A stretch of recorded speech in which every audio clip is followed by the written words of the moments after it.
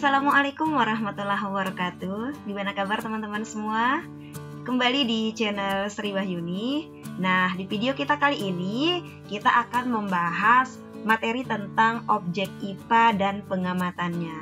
Nah, bagi teman-teman yang sedang mempelajari bab ini, selamat ya, karena kamu sekarang telah menjadi peserta didik kelas 7 SMP atau MTS.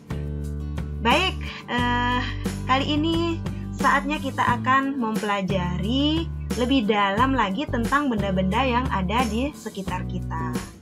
Benda-benda yang ada di sekitar kita itu dapat dipelajari melalui mata pelajaran Ilmu Pengetahuan Alam atau IPA. Ilmu pengetahuan alam adalah ilmu yang mempelajari tentang segala sesuatu yang ada di sekitar kita secara sistematis.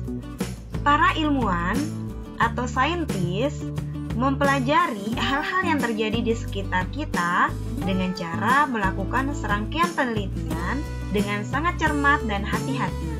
Nah, dengan cara seperti itu, para ilmuwan dapat menjelaskan apa dan mengapa sesuatu yang ada di alam sekitar itu dapat terjadi.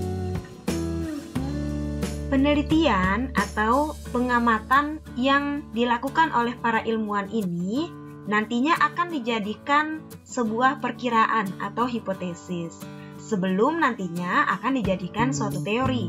Nah, teori yang para ilmuwan temukan itu nanti digunakan untuk menguak kejadian atau fenomena alam yang terjadi. Nah, banyak sekali ya benda-benda atau fenomena alam yang bisa kita saksikan, bisa kita lihat, bisa kita amati saat ini itu adalah hasil dari penelitian dan juga pengamatan yang dilakukan oleh seorang ilmuwan. Salah satunya gadget yang sudah sering kita gunakan gitu ya, laptop, HP kita, dan segala macamnya. Nah, pengamatan dalam IPA atau biasa kita sebut sebagai pengamatan ilmiah atau metode ilmiah itu mempunyai beberapa langkah yang harus kita lakukan. Apa saja? Nah, yang pertama adalah melakukan pengamatan atau observasi. Yang kedua, membuat inferensi atau menginferensi. Dan yang ketiga, mengkomunikasikan. Kita akan bahas satu persatu ya teman-teman. Kita mulai dari yang pertama, pengamatan atau observasi. Jadi dalam melakukan pengamatan, kita melibatkan panca indera termasuk melakukan pengukuran dengan alat ukur yang sesuai. Nah, pengamatan ini dilakukan untuk mengumpulkan data dan informasi tentang objek yang sedang kita amati. Nah, yang kedua, membuat inferensi. Pembuatan inferensi adalah membuat deskripsi berdasarkan hasil pengamatan. Jadi setelah kita melakukan pengamatan, kemudian kita akan memperoleh informasi dari situ, sehingga kita bisa membuat deskripsi dari hasil pengamatan tersebut. Nah, penjelasan ini kemudian digunakan untuk menemukan pola atau hubungan-hubungan antar aspek yang diamati, serta membuat perkiraan atau prediksi. Dan yang ketiga adalah mengkomunikasikan. Hal ini adalah tahap di saat kita memberitahu atau menginformasikan kepada orang-orang atas apa yang telah kita amati. Hal yang kalian komunikasikan bisa bermacam-macam, seperti tabel, grafik, atau gambar yang relevan. Video juga termasuk ya, termasuk juga tulisan-tulisan yang bisa kita jadikan informasi kepada orang lain. Nah, setelah kita mempelajari bagaimana cara melakukan penyelidikan IPA, mungkin akan muncul pertanyaan di kepala kita. Apa sih manfaatnya gitu ya kita melakukan pengamatan? Nah, ada beberapa manfaat yang bisa kita ambil dari kegiatan melakukan penyelidikan. Yang pertama, itu adalah untuk memahami berbagai hal di sekitar kita. Banyak hal-hal yang terjadi di sekitar kita yang dengan mempelajari IPA kita bisa paham sebab atau akibat yang terjadi. Contohnya, Misalkan kenapa sih matahari bisa bersinar gitu ya. Kemudian warna-warna pelangi yang ada banyak warna gitu ya, sehingga sangat menarik ketika dilihat. Nah, yang kedua, kita bisa meningkatkan kualitas hidup. Karena dengan melakukan pengamatan, misalkan kita bisa menentukan gitu ya, jenis tanaman apa yang cocok ditanam di suatu tempat. Misalkan di kebun kita gitu ya, yang berada di daerah pegunungan. Nah, tanaman apa sih yang cocok ditanam di sana? Nah, sehingga dengan mengetahui tanaman yang cocok di daerah tertentu dengan kondisi alam tertentu, maka nantinya akan bisa meningkatkan hasil panen kita, sehingga kualitas hidup kita tentu akan meningkat. Nah, yang ketiga, itu bisa menyelesaikan masalah gitu ya. Misalnya ketika kita bertemu aliran air yang kotor gitu ya, tetapi itu digunakan oleh masyarakat itu untuk mandi gitu ya, untuk mencuci.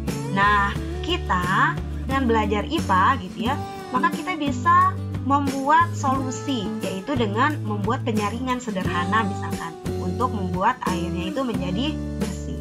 Dan yang keempat, dengan kita belajar IPA, kita akan belajar untuk berpikir logis dan sistematis, membuat kita terbiasa berpikir secara berurutan, kemudian menggunakan logika ilmiah dalam menyimpulkan suatu teori gitu ya.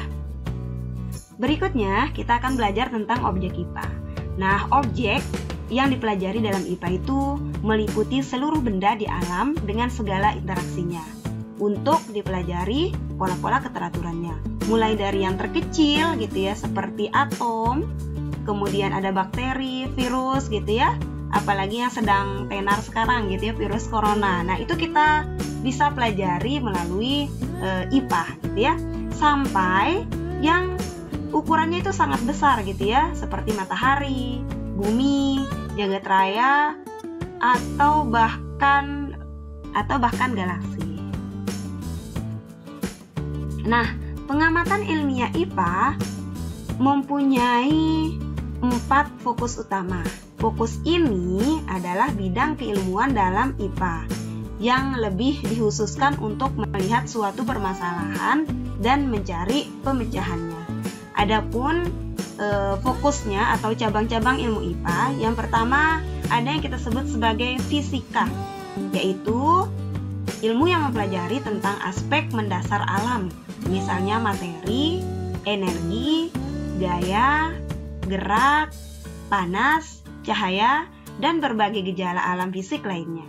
Yang kedua adalah kimia, yaitu ilmu yang meliputi penyelidikan tentang penyusun dan perubahan zat.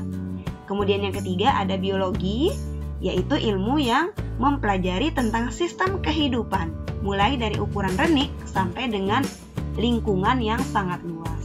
Dan yang keempat ada ilmu bumi dan antariksa, yaitu ilmu yang mempelajari asal mula bumi, perkembangan dan keadaannya saat ini, bintang-bintang, planet-planet, dan berbagai benda langit lainnya. Baik teman-teman, untuk materi objek IPA dan pengamatannya sampai di sini ya. Silakan teman-teman tonton video selanjutnya untuk materi berikutnya. Sekian, Assalamualaikum warahmatullahi wabarakatuh.